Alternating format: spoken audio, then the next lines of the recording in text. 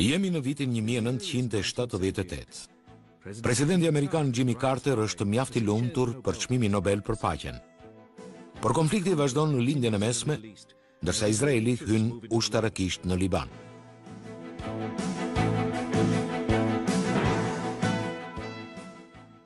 Shtetet e Bashkuara bëjnë një tjetër hap përpara në teknologjinë hapësinore, kur prodhojnë anijen kozmike. Më 15 shkurt në Florida, arrestohet një burr, i cili rrëfen për 23 vrasjet që kishte bërë. Pothuajse të gjitha viktimat e tij ishin të reja, të bukura dhe ngjanin njëra tjetrës, ashtu siç i ngjanin një vajze që dikur e kishte refuzuar vrasësin. Policia ishte e sigurt se ai kishte vrarë edhe 15 të tjera.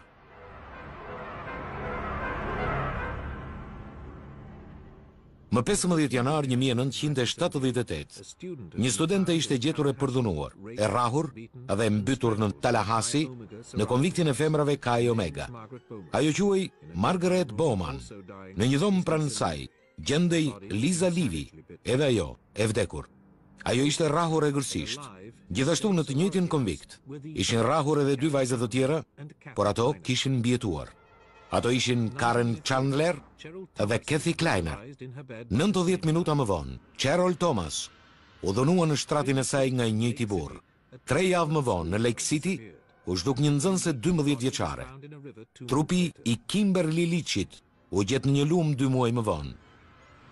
Një javë më vonë, një polis rrugor ndaloi një makinë të vjedhur. Shoferi që këtu shoqërohet nga policia tha se quhej Chris Hagan, por nuk dha më informacione të tjera për veten. Pastaj tha se quhej Kenneth Meissner dhe se ishte nga Tallahassee. Por u zbulua se ky ishte një emër mbi njërin nga shumë kartat e kreditit që ai kishte. Policisë së Floridas ju deshën disa ditë për të kuptuar se kishin kapur njeriun më të kërkuar në Amerikë.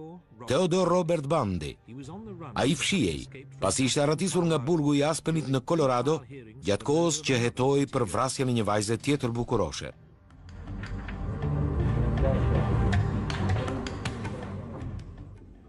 Policia e Floridas filloi të kërkonte për në një lidhje të tij me vrasjet dhe zhdukjet e fundit të vajzave të reja të zonës. Bundy i mohoi akuzat e tyre duke besuar se nuk kishte prova që ta fajsonin për vrasjet e konviktit dhe ato të mëvonshme. Por vetë kontrolli i tij humbi kur policia filloi të hetonte mbi shenjat e kafshimit mbi trupin e Liza Livit. Ai rezistoi dhunshëm. U deshën 6 burra që ta mbanin për t'i marrë shenjën e dhëmbëve me dyll dhe këto foto. Forma e dhëmbëve të tij përputhej me shenjën mbi të ndenjurat e Liza Livit. Tani Bundy vendosi të mashtronte gardianët e tij. Të gjithë ata që takuan Ted Bundyn mendonin se ai ishte inteligjent, i kulturuar dhe tërheqës. Shumë pak njerëz besonin se ai ishte mashtrues. Por ata nuk mund të dinin se ai ishte një psikopat klasik, një njeri në të cilin vlonte tërbimi dhe që mund të vriste pa skrupuj. Por ai kishte diçka të pazakontë për vrasësit serial. Ai ishte tërheqës për gratë, prandaj shumë prej tyre pranonin që të hipnin në makinë me të. Ted Bundy ishte magjepsës, ai i hutonte të gjithë.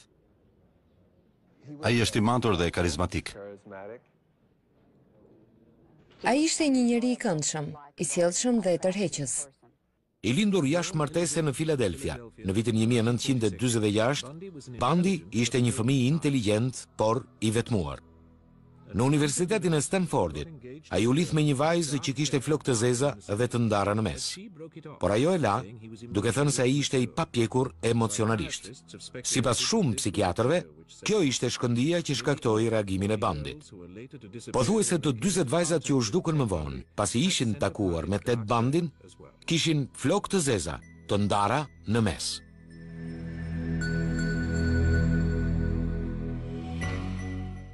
Në Kalifornia i hyri vullnetar në fushatën e republikanëve lokal, por shumë shpejt u fut në telashe për mashtrime. Por e zbuluan, ai u soll si një djalosh i paturpshëm dhe mjaft tërheqës. S'më besohet që ajo që bëra ja vlen të dalë në lajme. Puna ime në fushat ishte aq e parëndësishme sa që më vjen shumë turp që po fitoj publicitet prej saj. Në fund të viteve 60 ai shkoi të jetonte në Seattle. Atje mori një diplomë në psikologji dhe hyri në juridik. Në vitin 1974 filluan zhdukjet e vajzave. Më 31 janar, u zhduk një studente 21 vjeçare e Universitetit Washingtonit, Linda Anna Healy. Më pas, një vajzë 19 vjeçare, që quhej Donna Mason, studente e kolegjit Evergreen. Ajo nuk u kthye kurrë nga një koncert jazzi. Susan Rancourt, një tjetër studente 18 vjeçare, e cila shkoi në kinema dhe u zhduk. Roberta Parks, 22 vjeç, u zhduk gjatë një shëtitje natën vonë. Një burr i panjohur doli nga ky bar, Taverna e Flakës, i cili gjendet pranë aeroportit të Seattle-it bashkë me Brenda Bollin. Ajo nuk u pa kurrë më e gjallë. Trupi i saj i coptuar u gjet disa muaj më vonë në një pyll aty pranë. Bashkë me të, ishin edhe disa trupa të tjerë të dekompozuar, mes të cilëve edhe trupi i viktimës së parë në Seattle, Linda Anna Healy. Pastaj, Georgia Anna Hawkins, 18 vjeç, po kthehej vetëm në konviktjen e saj të Universitetit të Washingtonit. Ajo nuk arriti kurrë atje. Plazhi i liçenit Sammamish ishte mjaft i populluar më 14 korrik 1974. Një burr që quhej Ted, i cili kishte dorën e lidhur me fash, u kërkoi disa grave që ta ndihmonin të ngarkonte një vark mbi makinën e tij. Të paktën 2 prej tyre nuk pranuan. Por Gianni sot, 23 vjeç, pranoi të shkonte me të dhe u zhduk. Pas pak, edhe Denisa Naslund u zhduk nga plazhi. Trupat e tyre të dekompozuar u gjetën bashk pranë liçenit më 7 shtator. Me to ishte edhe trupi një femre tjetër të pa identifikuar. Në zonën përreth u gjetën edhe eshtra të tjera.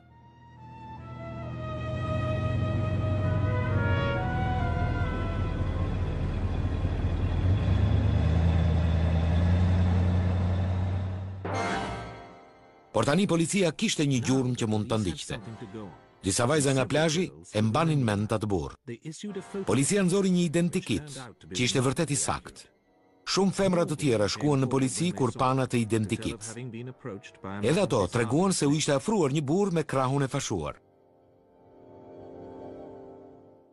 Në kompjuterin e policisë dolën 3500 të dyshuar. Numri 7 ishte Ted Bundy, po kur policia arriti tek emri i tij, ai kishte ikur. Në gusht 1974, zhdukjet në Washington ndaluan. Bundy kishte shkuar në qytetin Salt Lake dhe gratë atje filluan të zhdukeshin. Nancy Wilcox, 16 vjeç dhe kryetare e nxitësve të tifozëve, u pa për herë të fundit në një makinë Volkswagen më 2 tetor. Melissa Smithi udhëtoi në makinën e një të panjohuri më 18 tetor. Ajo u gjetë e mbytur. Laura Aim u zhduk dhe u masakrua në ditën e Halloweenit. Por Carol Deronch, 19 vjeç, ishte një sipërmarrje goxha më e vështirë. Në një parking makinash të qytetit Salt Lake, asaj u ofrua një polici rrem, i cili e futi në Volkswagenin e tij dhe i vuri prangat. Ajo ja doli t'ia mbathte, por më vonë nuk arriti të njihte një foto të Bundit. Gjatë 6 muajve pasardhës, disa vajza u zhdukën në zonën e qytetit Salt Lake. E fundit, më 1 korrik, ishte Nancy Baird, një nëpunëse e këtij stacioni furnizimi në Golden, Colorado. Më 16 gusht 1975, arreshteri Bob Haywood ndoqi një Volkswagen të dyshimt. Makina ecte me shpejtësi, por u kap pas një ndjekjeje të shkurtër. Brenda në të u gjetën maska dhe pranga. Shoferi u arrestua. Ai ishte Ted Bundy. Ai u lirua me kusht dhe filloi të përdorte hijeshin e tij për të dalë nga telashet. Po, kam ndërmend të përfundoj edukimin tim ligjor dhe të bëhem avokat. Një avokat shumë i mirë. Tu pranë kam një shembull shumë të mirë për të ndjekur. Mendoj se gjithçka do të shkojë mirë, vetëm kaq mund t'ju them. Policët e ekspertizës e kishin kontrolluar imtësisht makinën dhe gjetën një fije floku, që mund të ishte e Melissa Smithit. Disa dëshmitar thanë se e kishin parë Bundy në afërsi të vendit ku ishte zhdukur njëra nga vajzat. Carol Deronch, e cila ja kishte mbathur nga makina e tij pasi ai e kishte prangosur, e identifikoi në rajon. Kur faturat e kartës së kreditit vërtetuan se ai kishte gënjur kur tha se nuk kishte qenë kurrë në Colorado, e akuzuan për rrëmbim dhe vrasje të mbetur në tentativë. Disa shtete të tjera amerikane filluan të interesoheshin për këtë çështje. Pas një betejë ligjore që zgjati 13 muaj, ai u shpall fajtor për rrëmbim. Më pas u përball edhe me akuzat të tjera. Nuk duhet ta jap veten. Duhet të rriqet edhe të kujtoj të tashmen time, sepse nëse e bëj këtë, do të arrijë të mposhtë të tjerët. Tentativa e tij e parë për t'i mundur ishte një arratisje e papritur. Pasi i hoqën prangat dhe e lanë në bibliotekën e gjykatës, ai u hodh nga kjo dritare. Sherifi i zonës ishte çuditërisht i qetë. Ndërkohë që Bandi kërkoi edhe me helikopter, ai u fshi në një kabinë në malin Aspen. Ndenjë atje 5 ditë edhe u kthye sërish duke kaluar mes postbllokeve për të vjedhur një makinë. Policia kapi sërish disa metra larg gjykatës nga ishte arratisur.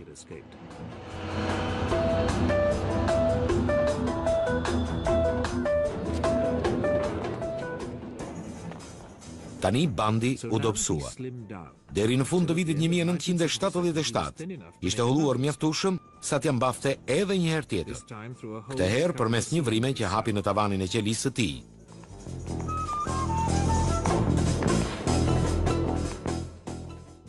Në kohën që u dha alarmi, ai kishte arritur në Denver me një makinë të vjedhur dhe kishte marrë një avion për në Chicago.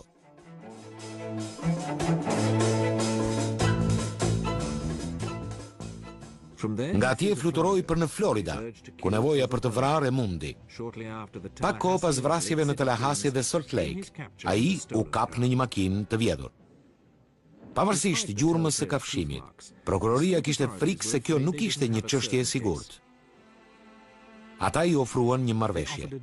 Deklarohu fajtor dhe nuk do të kërkojmë dënim me vdekje. Bandi refuzoi me përbuzje.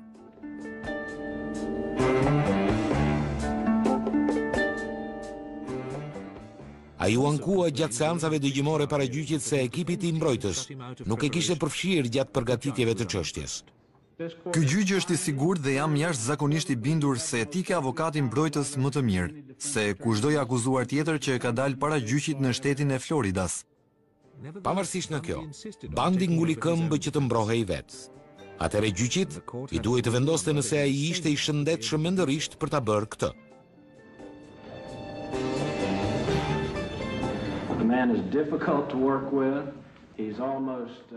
Me këtë njeri është e vështirë të punosh. Ndonjëherë ai është shumë dredharak me veprimet që bën kundër avokatit të tij, dhe arrin një nivel ku është e padurueshme të punosh me të. Por pavarësisht këtyre, sipas doktorit, ai nuk është i çmendur, dhe as i paaft ligjërisht. Sa po mori në dorë mbrojtjen e tij, Bandi u ndesh me gjykatësin e çështjes Edward Coward. Zoti Bandi, gjyqi dëshiron të flas me ju. E janë i pranë podiumit, ju lutem. Do të them diçka djalosh dhe do ta them mjaft qartë që ta kuptosh. Ky gjyq nuk do të ndjek oraret e tua. Që kur kam hyrë në burgun e kontes, Mos më drejto gishtin. Të thash të mos më drejtosh gishtin, djalosh.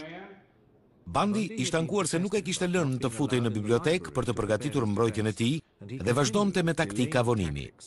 Kjo taktika bën që gjyqi të spostohej nga Tallahassee në Miami dhe data të shtyhej nga tetori 1978-s në qershor të 79-s.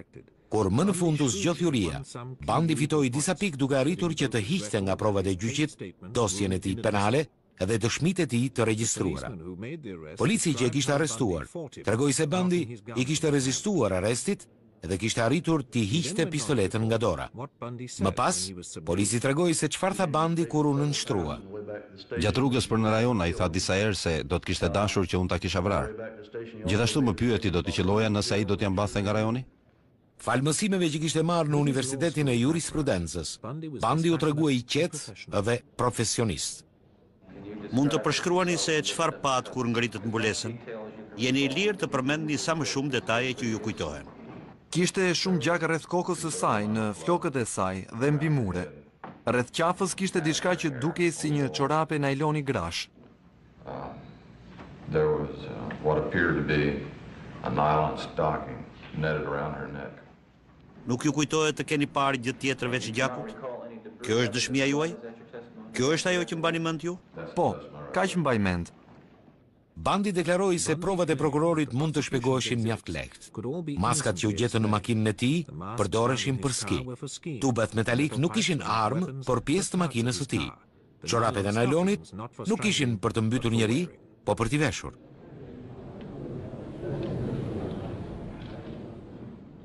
Por prokurori tha se këto sende vërtetonin se vrasjet ishin planifikuar me kujdes. Ky njeri e ka bërë këtë vrasje me paramendim. Ai e dinte se ç'do të bënte para se ta bënte. Ai mendon se është aq i zgjuar sa mund t'ia hedhë çfarëdo lloj krimi. Pala e akuzës solli një dëshmitare kyçe, studente Nita Niri, e cila pa një burr të dilte nga konvikti i vajzave atë natë. Ajo që vura re më shumë nga ky njeri ishte hunda e tij mjaft e spikatur dhe e drejtë. Buzët i kishte shumë të holla.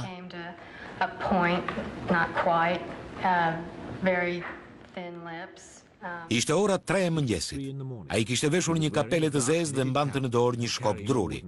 Në një nga çastet më dramatike të gjyqit, prokurori e pyeti, a e shikoni atë njeri në këtë sallë? Përgjigjja e saj ishte mjaft e qartë.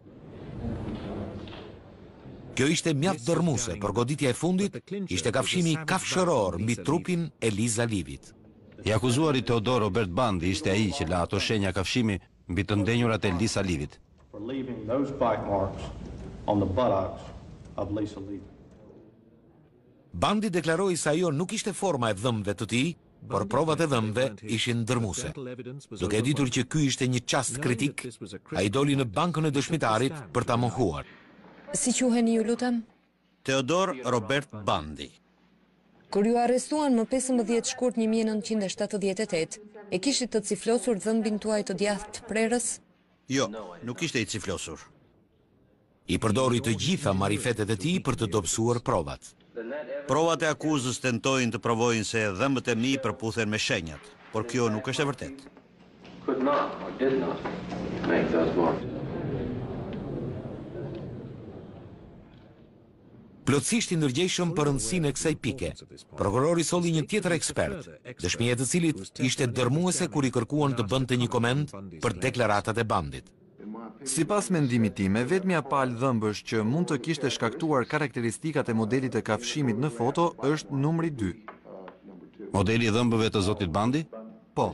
Gjyqi zgjati një muaj, por me 23 korrik 1979, juristë ju deshën vetëm 7 orë për të marrë vendimin e tyre mbi një listë të gjatë akuzash. Në nëpunëse së gjyqit, ju dorëzua vendimi juris. A mund të ishte ky djalosh i ri simpatik dhe orator, një vrasës i egër seksual? Lexoni vendimin, zonja nënpunëse.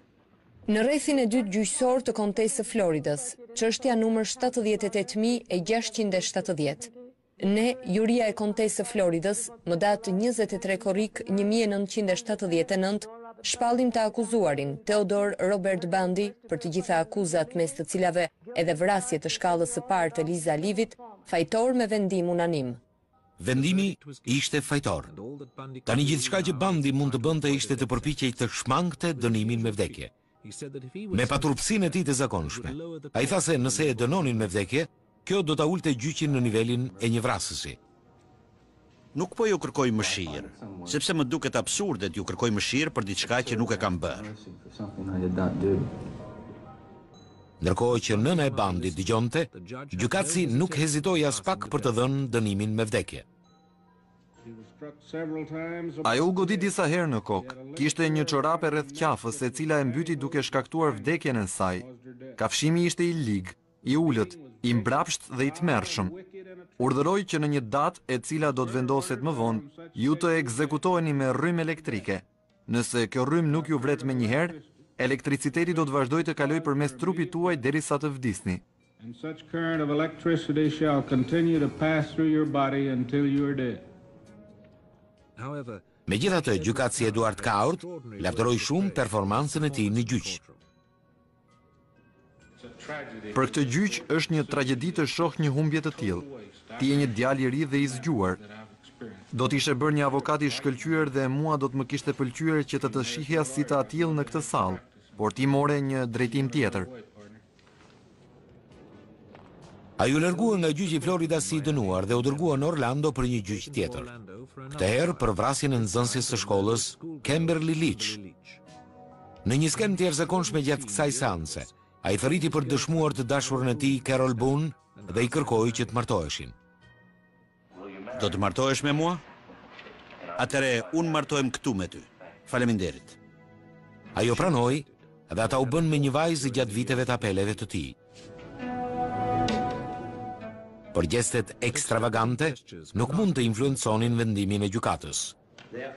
Prandaj kjo gjykat vendos se ti, Theodore Robert Bundy, je fajtor për vrasje të shkallës së parë dhe dënohesh me vdekje për vrasjen e Kimberly Diana Leach.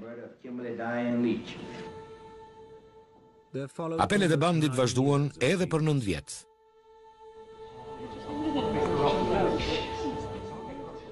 Një detaj tjetër u zbulua kur Bundy deklaroi se ishte nxitur nga pornografia. Grupet kundër pornografisë u ndezën nga ky rrëfim, edhe cilësuan si konfirmim të frikës së tyre. Doktor Victor Klein, një psikiatër që kishte studiuar efektet e pornografisë, përmbledhi pikpamjet e tyre. Ata e nisën këtë sjellje si varësi ndaj seksit dhe bëjnë ato që bëjnë. Edhe njerëzit e mirë janë të prekshëm nga kjo.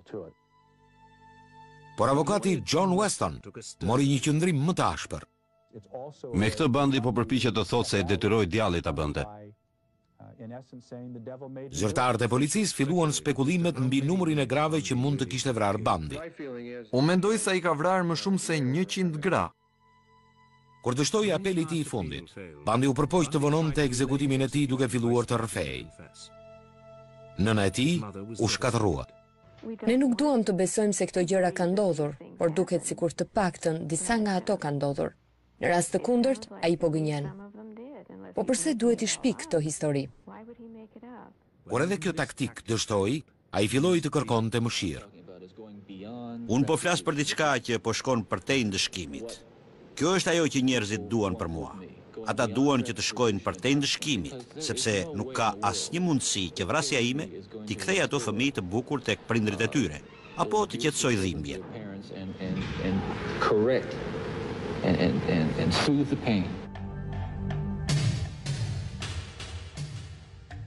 Më në fund, 9 vjet pas dënimit, shteti i Floridas u përgatit për ndëshkim. Shtypjet dhe turmat e zemëruara rrethuan burgun.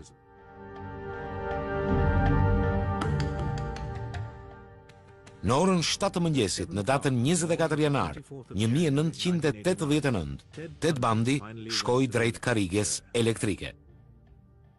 Ted Bundy u ekzekutua në orën 7:16 të këtij mëngjesi në karrigen elektrike të burgut të Floridas.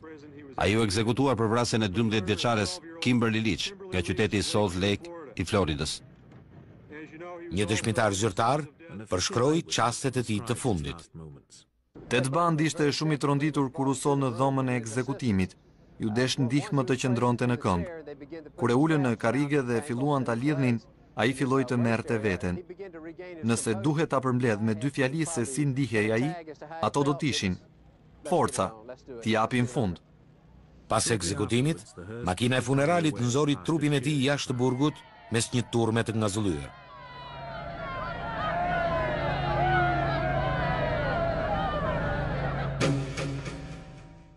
Ai do të mbahet mend si një nga vrasësit serial më dredharak dhe të egër.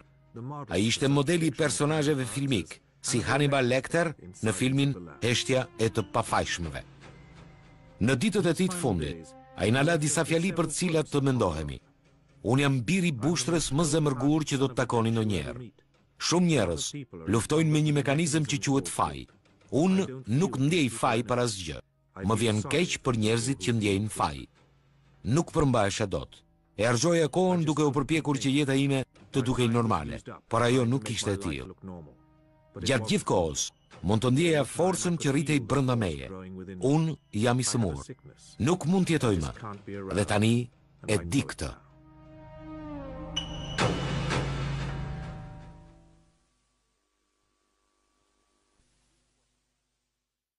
Unë, Jimmy Carter, betohem solemnisht Se do të kryej me besnikëri se do të kryej me besnikëri detyrën e presidentit të Shteteve të Bashkuara. detyrën e presidentit të Shteteve të Bashkuara.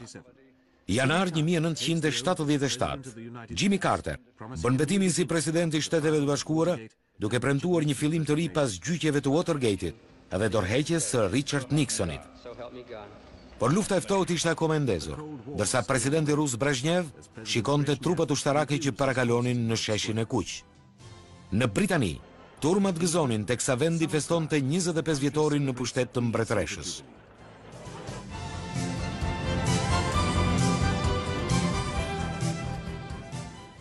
Madhëria e saj shëtit në këmbë, pothuajse e rrethuar nga qytetarët e saj të dashur. Por në New York, në korrik, kishte turma të një lloji tjetër. Gazetarët rrethojnë një makinë policie jashtë rajonit numër 84.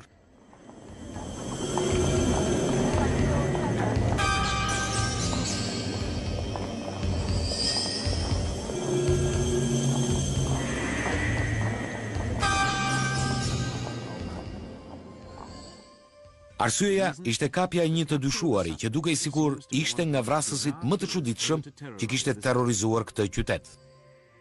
Kjo histori nuk kishte filluar në ishullin e Manhattanit, në zonën më të famshme edhe më të vogël mes 5 ndarjeve të qytetit, por në anën tjetër të lumit East. Kishte filluar në 4 zonat e tjera: Brooklyn, Queens, Jonker dhe Bronx, ku jeton shumica e popullsisë.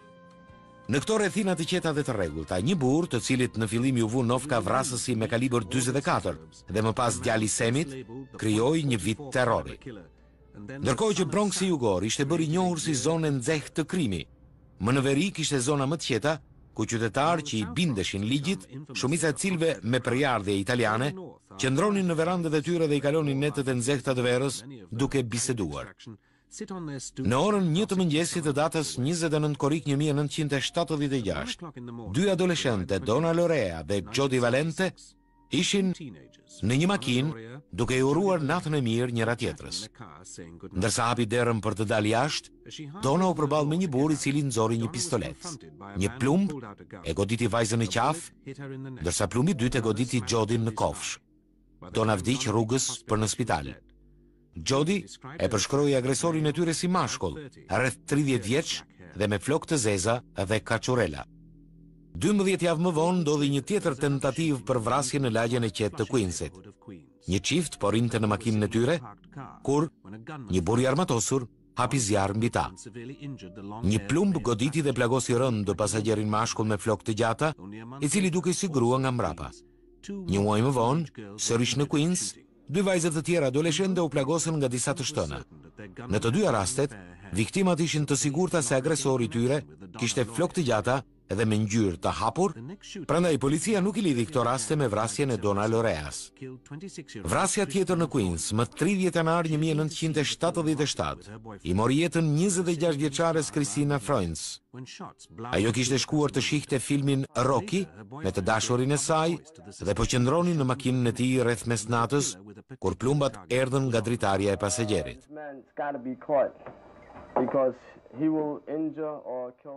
Ky njeri duhet ndaluar sepse ai do të plagos ose vras edhe shumë njerëz të tjerë, nëse nuk kapet për një kohë të shkurtër. Mendoj se fjala e çmendur është vetëm një justifikim për të. Të gjithë thonë se ai është i çmendur. Unë nuk e besoj këtë. Mendoj se ky njeri ka si qëllim vetëm të vrasë çiftet. Mbase sepse është i shëmtuar.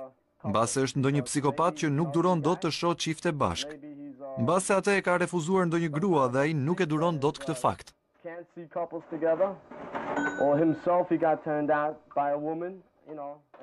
Policët kishin kuptuar se të gjitha sulmet ishin bërë me të njëjtën armë, një pistolet kalibër 44 Bulldog. Një armë e rëndë dhe jo sakt, por me fuqi vdekjepruese në distancë të afërt. Ai është shumë i zoti me armë në dorë. Duke mos dashur të përhapte panik, policia kishte shmangur lajmërimet publike. Por ata u detyruan ta thyenin heshtjen e tyre pas një konferencë shtypi më 10 mars 1977, kur komisari i policisë Mike Cody paralajmëroi qytetin. Ne mendojmë se kjo mund të shmanget.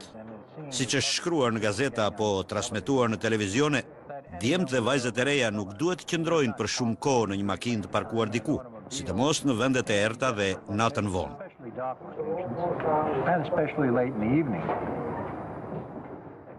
Sa njerëz po merren me këtë çështje? janë 60 detektivë që po punojnë me kohë të plot për këtë çështje. Si funksionon puna juaj? Shumicën e informacionit e marrim nga telefonatat e njerëzve të zonës. Marrim edhe shumë letra nga të gjithë Shtetet e Bashkuara, madje edhe nga jashtë shtetit. Ne ndjekim secilin edhe çdo gjurmë që kemi. Shpresojmë që një nga këto ditë do të gjejmë gjurmën e duhur dhe do të arrijmë që ta arrestojmë. We hope that the right lead will come one of these days and will eventually make an arrest. Por ajo që detyroi policët të nxitonin ishte një tjetër sulm fatal. Vrasja e tretë e vrasësit kalibër 44, siç e quanin tani. Virginia Voscoriggia po kthehej në shtëpinë e saj në rrugën Exeter në Queens më 8 mars 1977.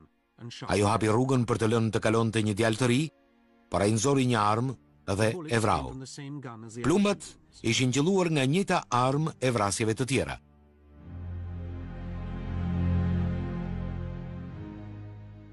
5 javë më vonë, më 17 prill 1977, e njëjta armë u përdor për të vrarë çiftin Valentina Soriani dhe Alexander Risso, ndërsa ata po qëndronin brenda një makine në Bronxin Verior, pranë vendit ku ishte vrarë Donna Lorea. Por këtë herë, vrasësi kishte lënë një gjurmë tjetër. Kur policët arritën në vendngjarje, ata gjetën një letër në rrugë që i drejtohej kapitenit Joe Borelli. Pavarësisht krimit të keq, letra mbylli mjaft qartë. Do të kthehem, do të kthehem. Pam, bam, bam. I juaj deri në vrasje, Zoti përbindësh. Pak kohë më parë, vrasësi kishte thënë ndihem si i përjashtuar. Unë jam në një tjetër nivel nga të tjerët. Jam i programuar për të vrarë. Më pëlqen të gjuaj, duke shëtitur në rrugë dhe duke kërkuar pren dhe mish të shishëm. Unë jam djali i Semit. Ishte ky emër që ndezi imagjinatën e publikut, ndërkohë që New Yorku u fiksua pas vrasjeve. Djali i Semit dërgoi një letër të dytë, këtë herë gazetarit Jimmy Breslin. Letra fillonte me fjalinë të ngjatjeta nga lagjet e ndyra të New Yorkut, të cilat janë mbushur me jashtë qeni, të vjella, verë bajate, urinë dhe gjak. Letra kërcënonte qartë: Semi është njeri gjaksor. Ai s'do të më lejojë të ndaloj derisa të kënaqet me gjak. Tragjikisht, brenda një muaji, më 26 qershor 1977, Semi mori më shumë gjak. Judy Placido dhe Salvatore Lupo u qelluan nga afër ndërsa qëndronin në makinën e Salvatores pas një nate në një diskotek të Queensit. Çuditërisht, ata mbjetuan të dy dhe dëshmitarët thanë se kishin parë një burr me trup të ngjeshur që ishte larguar me vrap. Tani policia kishte disa përshkrime të vrasësit, por ishin të ngatruar. Disa njerëz flisnin për një burr me flokë të gjata dhe të çelura, ndërsa disa të tjerë për dikë me flokë të zeza dhe kaçurela. E vetmja lidhje e qëndrueshme mes të gjitha vrasjeve ishte arma, i njëjti kalibër, 44 Bulldog. Policia kishte dy variante. Ose ishin dy vrasës që kishin lidhje, ose një vrasës me flokë të zeza që mbante një paruke bjonde. Kjo ishte baza e identikiteve të tyre.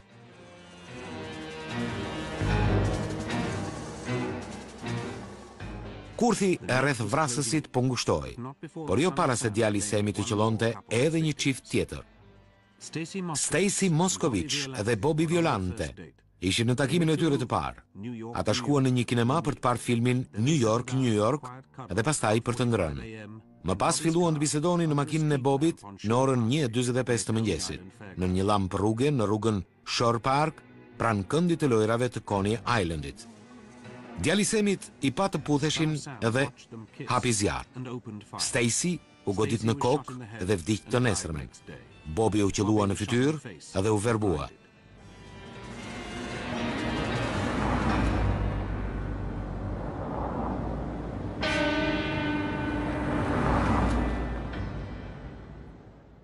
Një banor i zonës tregoi për ndjenjën e përgjithshme të pasigurisë. Nuk e di nëse do t'isha ndjer i sigurt, por si ata që parkuan aty do të kisha menduar se vrasësi mund të vinte, por askush s'do ta kishte besuar në të vërtetë. Mjaft tragjikisht, Stacy Moskovich dhe motra e saj kishin bërë shaka me njëra tjetrën duke llogaritur se mundësia që ato të përballeshin me vrasësin ishte disa milion me një. Tani familja e saj vetëm mund të mbante zi për vajzën e vrarë ndërsa djali Semit, me sa u zbulua më vonë, kishte vrarë viktimën e tij të fundit. Gjatë vrasjes së Stacyt kishte patur disa dëshmitar dhe njëri prej tyre kishte të dhënën kryesore. Për 3 ditë, Cecilia Davis nuk e hapi gojën pasi kishte frikë nga hakmarrja e djalit të Semit. Pastaj, bëri përpara dhe tha se në orën 2 të mëngjesit, natën e vrasjes, kishte parë një Ford të verdhë që ishte parkuar kundërvajtje pranë hidrantit të ujit. Një djalë i ri kishte marrë një gjobë për këtë dhe kishte ikur. Kur policia kontrolloi gjobën, zbuloi se atë kishte marrë një far David Berkovich, i cili jetonte në Jonker. 2 detektiv shkuan në shtëpinë e tij dhe gjetën Fordin e verdhë të parkuar jashtë apartamentit. Duke parë nga dritarja, ata dalluan qytën e një pushke që dilte nga një çantë. Policët hapën makinën dhe gjetën një letër, e cila i drejtohej komisarit të policisë dhe ishte shkruar me shkrimin e dorës së djalit të Semit. Letra kërcënonte për një sulm në Long Island. Mendoj se kapëm, tha detektivi Ed Ziker, ndërkohë që makina dhe apartamenti ishin duke u vëzhguar.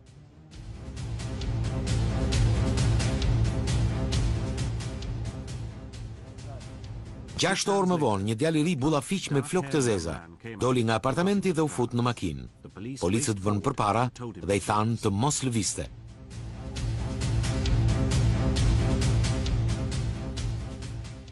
Djaloshi i ri buzëqeshi. Kur ata e pyetën se kush ishte, ai u përgjigj thjesht: "Unë jam Semi." Ai nuk i rezistoi arrestimit dhe u dërgua në rajonin lokal të policisë, ndërsa lajmi që djali Semit ishte kapur u përhap si zjarri në pyll. Kur e morën në pyetje David Berkovici, i pranoi me gëzim të gjitha vrasjet e djalit të Semit dhe autorsinë e letrave. Ai ishte kaq i sjellshëm dhe i sinqert, saqë seanca fillestare e marrjes në pyetje zgjati vetëm 30 minuta. Pas 12 muajsh, policia arriti të kapte vrasësin, edhe detektivët që arrestuan filluan të japin intervista për shtypin. Detektivët Charles Higgins dhe John Longwood u ngjitën mbi çatinë e ndërtesës që të mbulonin pjesën e pasme të saj. Në atë kohë, ne pam një djalë të ri që doli nga ndërtesa dhe u drejtua nga makina. Kur ai hipi në makinë dhe ndezi motorin, e arrestuam. Apartamenti Berkovicit u kontrollua dhe aty u gjet një arsenal i tërë me armë.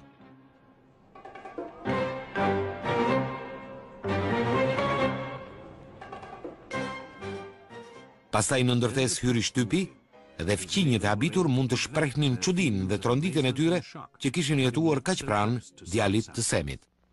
Besoj se është e frikshme që ai jetonte kaq pranë nesh, por ai ishte shumë i sjellshëm. Në shtyp lexoje se djali i Semit ishte i tmerrshëm, por ai ishte shumë i sjellshëm ne dhe nuk kemi patur kurrë probleme me të. Jam shumë e tronditur nga kjo sepse s'do ta kisha menduar kurrë që ai ishte pranë nesh. Ai rrinte në oborrin tim. Në të gjithë New Yorkun ndiej një erë çlirimi sepse një kërcënim i tmerrshëm ishte hequr qafe. Jam shumë e lumtur që e kapën, sepse unë kam vetë fëmijë dhe çdo natë kur fëmia yt del, shqetësohesh nëse do të kthehet sërish. Paniku mbaroi. Të gjithë kishin frikë dhe i drejtonin gishtin njëri tjetrit. Njerëzit kishin frikë të uleshin diku, të dilnin shëtitje, apo të ktheheshin natën në shtëpi. Por tani mbaroi. Ata e kapën. Kryetari i bashkisë Abe Beam nxitoi të falenderonte policinë. Dua të them se të gjitha falenderimet e newyorkezëve i shkojnë këtij ekipi policësh të mrekullueshëm që zgjidhën këtë çështje, e cila ishte si të kërkojë gjilpërën në kasht. Jam i sigurt se të gjithë newyorkezët dhe familjet e tyre falenderojnë policinë, vullnetarët dhe detektivët në pension që ndihmuan të gjithë. The volunteers and retired detectives, all of whom pitched in. Në seancën fillestare të marrjes në pyetje David Berkovich i tregoi policisë një histori të pabesueshme. Ata e kishin shtyrë të vriste zërat e demonëve, të cilët e shoqëronin kur dilte për të gjetur viktima dhe i thoshin se ç'duhej të bënte. Ai tregoi se zërat e demonëve e kishin thënë se vinin nga fqinji i saj Sam Karl dhe se urdhrat për të vrarë ja transmetonte qeni i Semit. Drejtarët e apartamentit të Berkovichit binin mbi shtëpinë e Semit dhe pas hetimeve historia u bë akoma më e çuditshme.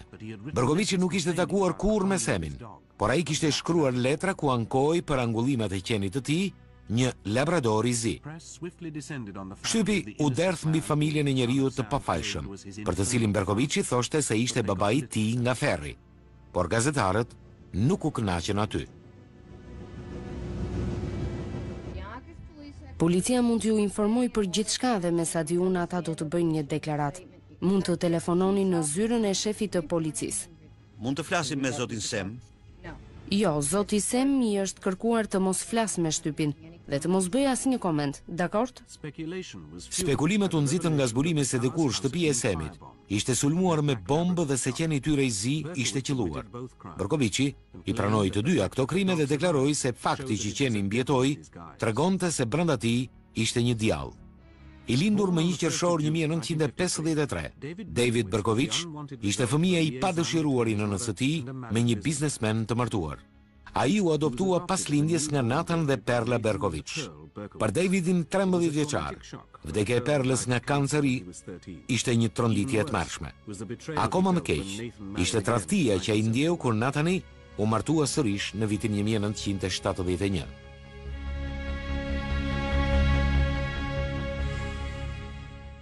Berkoviçi e urrente njerkën dhe thjeshtrën e tij. Shumë shpejt, ai iku nga shtëpia. Ai u fut në ushtri dhe shërbeu në Kore, ku eksperimentoi me drogat. Kur la ushtri në vitin 1974, ai u kthye në New York dhe filloi të punonte për shërbimin postar. Brenda pak orësh pas arrestimit të tij, Berkoviçi u akuzua për vrasjen e djalit të Semit. Ai vazhdonte të buzëqeshte po aq qetë sa kur e arrestuan. 2 avokat deklaruan se disa të afërm të tij i kishin kërkuar që ta mbronin. Gjykatësi urdhëroi që ta dërgonin në spitalin psikiatrik të Kontes për ta vizituar. Në spital ai tregoi se si zërat e demonëve e kishin shtyrë të vriste.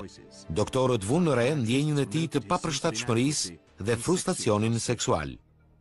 Shumë njerëz u habitën nga forcat e mëdha policore që e rrethonin. Spitali është mbyllur për të gjithë njerëzit, përfshirë edhe shtypin. Kemi vënë policë në terracën e spitalit. Ai u soll këtu me një furgon të mbyllur dhe i shoqëruar nga policë me motor. Skuadra e detektivëve që u mor me këtë çështje kishte në ngarkim shoqërimin e tij deri këtu. Përse masat e sigurisë janë kaq të mëdha? Është logjike. Ky njeri ka qelluar 13 persona dhe ka vrarë 6 prej tyre.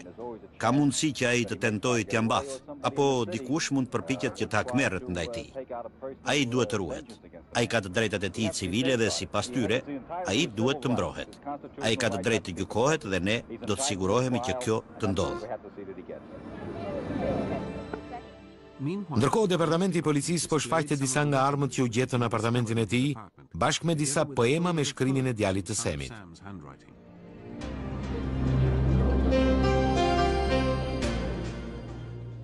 Vendi kryesor ju rezervua pistoletës kalibër 44, e cila u gjet në makinën e tij dhe u identifikua si arma e përdorur gjatë vrasjeve.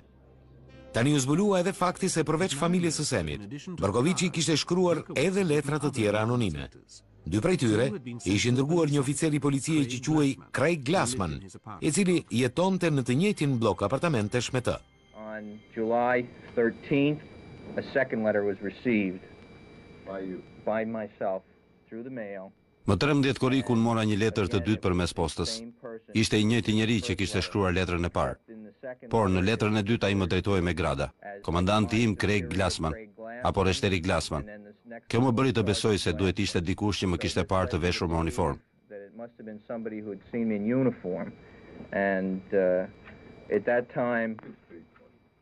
Mund të ta lexoni letrën? Patjetër.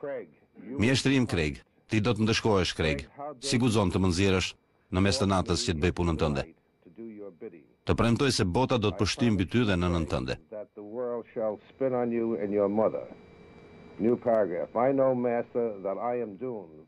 Paragrafi i ri. Po të them mjeshtër se e di që jam i dënuar, por mos mendo se s'do t'i tregoj autoriteteve për ty.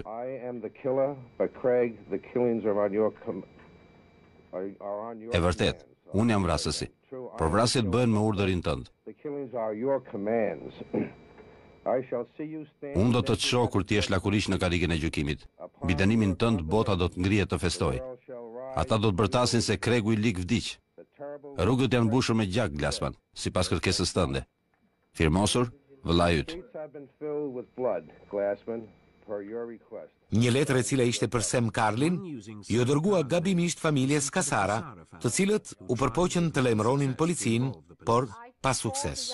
Unë i telefonova policisë së Jonkerit javën që shkoi dhe fola me detektiv Lorenzon. E pyeta nëse dinte gjë për çështjen e Semit, për faktin që qeni i tij ishte qelluar dhe që shtëpia e tij ishte sulmuar me bombë. Unë i tregova se shtëpia e tij ishte sulmuar. Qeni i tij ishte qelluar dhe që ai kishte marrë letra anonime, të cilat ja kishte dërguar këtij detektivi. Detektivi më tha se këto i dinte të gjitha dhe më kërkoi që t'i bija shkurt dhe t'i thoja se çfarë doja. I thash sërish se shtëpia e tij ishte sulmuar me bombë dhe ai më tha se kjo s'ishte e vërtetë. Barkovici kishte shpëtuar paq disa herë. Pasi ai vrau Virginia Voskorigën, e ndalua në një post blok policie. Pistoleta e tij ishte mbi sediljen pranë tij, por para se të vinte radha e tij për të kontrolluar, post bloku të policisë ju kishin kërkuar në radio të largohej. Gjithashtu u vure se një nga identitetet i ngjante jashtëzakonisht shumë, me përjashtim të rrëmujës për ngjyrën e flokëve. 2 javë pas arrestimit të tij, djali Semi të dërgua në gjyq që të fillonin procedurat formale kundër tij. 2 psikiatër kishin konstatuar se ai vuante nga skizofrenia paranojake e përparuar. Për të kundërshtuar këtë, prokurori i kontes solli mendimin e psikiatrit të policisë, sipas të cilit, pavarësisht shenjave të paranojës të pandehurit, kjo nuk ndërhynte në aftësinë e tij për të dalë para gjyqit.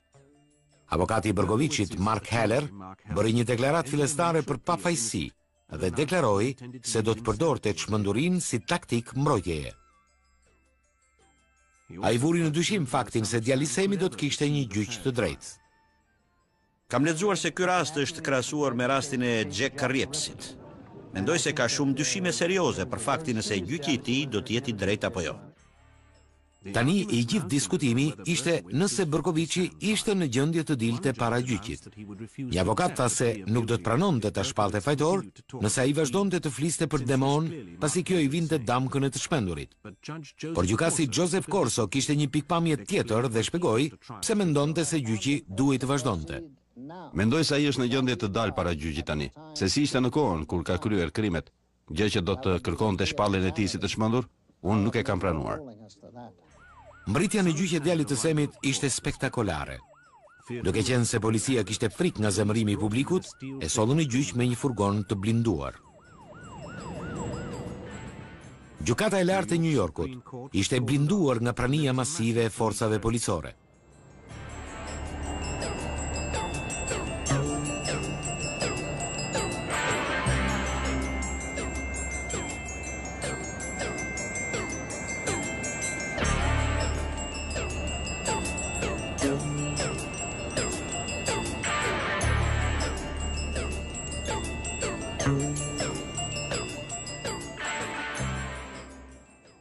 Por prania e David Berkovicit në gjyq ishte e shkurtër.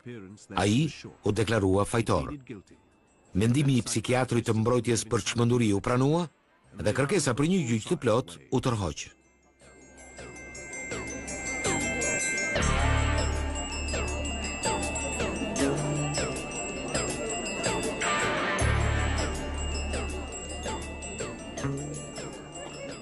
Djali Semit u largua nga gjykata për të filluar një dënim, totali të cilit ishte 365 vjet burg.